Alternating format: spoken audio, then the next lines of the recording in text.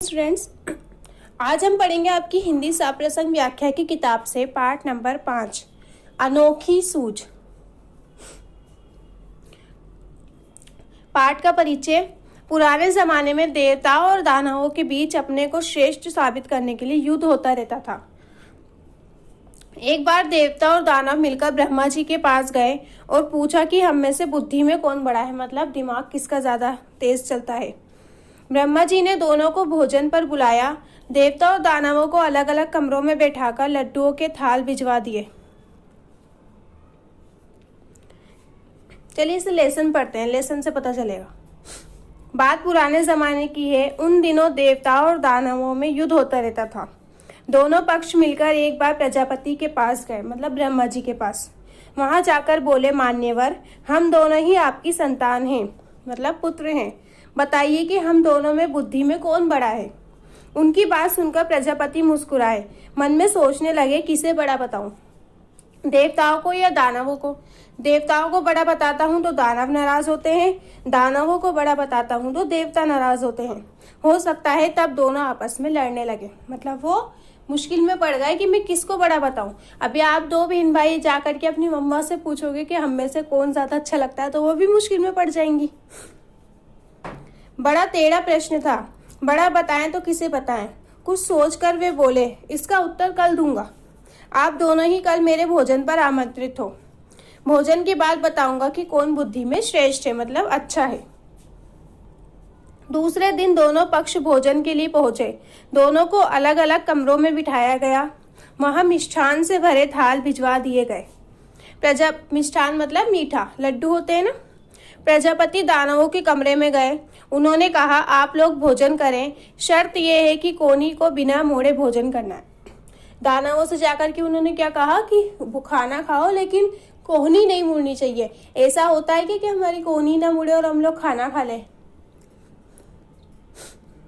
यही बात उन्होंने देवताओं से भी कही। प्रजापति की बात सुन दोनों परेशान हुए। वे एक दूसरे का मुंह ताकने लगे। समस्या थी कि खाएं तो कैसे खाएं। कोहनी नहीं मुड़नी चाहिए, भोजन भी नहीं बचना चाहिए, प्रजापति की आज्ञा का भी पालन होना चाहिए। देवताओं ने एक उपाय सोचा। कमरे में किवाड़ बंद किए, आमने सामने बैठ गए। लड्डू उठा उठाकर एक दूसरे के मुंह में देने लगे। फिर देवताओं ने क्या करा, आमने सामने बैठ गए और लड्डू उठा उठा के थाली से एक दूसरे के मुंह में डालने लगे। ऐसे क्या हुआ, उनकी कोहनी भी नहीं मुड़ी और एक दूसरे को खाना भी खिलाने लगे। कुछ देर में थाल साफ हो गया। सारे लड्डू समाप्त हो गए। ना हो हल्ला न शोरगुल। देवताओं ने शांतिपूर्ण भोजन किया। दानव अपने कमरे में परेशान थे। सोचने लगे, बेकार ही यहाँ आए, नहीं आते तो ये परीक्षा तो नहीं देनी पड़ती, आ ही गए हैं तो परीक्षा देनी ही पड़ेगी। दानवों ने भी किवाड़ बंद किए। लड्डुओं के थाल पर टूट पड़े, मतलब क्या हुआ, उस पर लपक गए जाकर के। लड्डू लेकर ऊपर उछालने लगे तो मुंह खोल लपकते। लड्डू जमीन पर गिरते और चूर चूर हो जाते।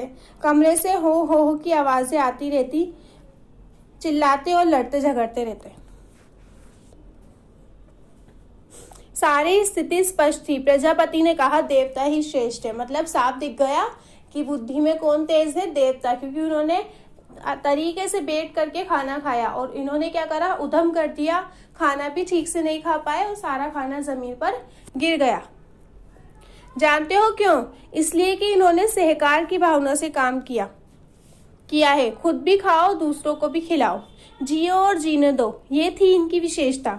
इन्होंने बुद्धि से काम लिया, सूझबूझ दिखाई या आमने सामने बैठ गए, एक दूसरे के मुंह में लड्डू देते रहे।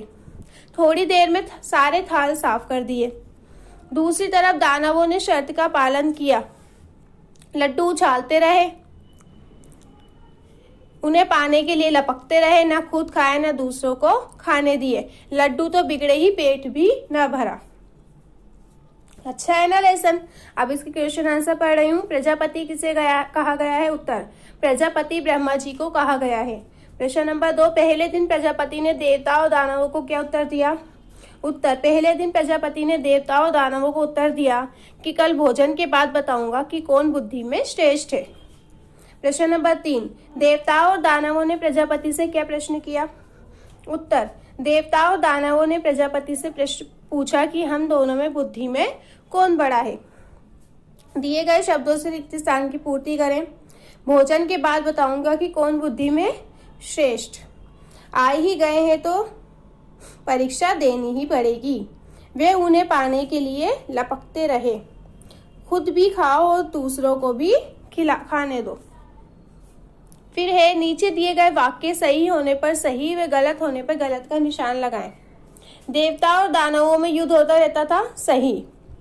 देवता और दानव दोनों को एक ही कमरे में बैठाया गया, गलत। प्रजापति ने बिना शर्त भोजन करवाया, गलत। देवता परीक्षा में श्रेष्ठ निकले, सही। प्रश्न नंबर 3, प्रजापति ने भोजन करने के लिए किनको आमंत्रित किया? उत्तर, प्रजापति ने देवताओं और दानवों को भोजन करने के लिए आमंत्रित किया। प्रश्न नंबर 2, प्रजापति ने भोजन करने की क्या शर्त रखी? उत्तर, प्रजापति ने शर्त रखी कि भोजन बिना कोहनी मुड़े करना है। प्रश्न नंबर 5, देवताओं ने अपनी सूझबूझ कैसे दिखाई? उत्तर, देवताओं ने एक दूसरे के मुंह में लड्डू देकर भोजन किया। इस तरह उन्होंने अपनी सूझबूझ दिखाई। प्रश्न नंबर 6, शोरगुल कौन कर रहे थे और क्यों? उत्तर, शोरगुल दानव कर रहे थे क्योंकि वे लड्डू उछाल उछाल कर खा रहे थे। लड्डुओं को लपकने के लिए वे शोरगुल कर रहे थे। प्रश्न नंबर 7, प्रजापति ने किनको श्रेष्ठ बताया और क्यों? प्रजापति ने देवताओं को श्रेष्ठ बताया क्योंकि उन्होंने सहकार की भावना से काम किया। उन्होंने खुद भी खाया और दूसरों को भी खिलाया। ठीक है, ये सब आपको याद करने हैं क्वेश्चन, और इसको अच्छे से पढ़ना भी है। अल्लाह हाफिज।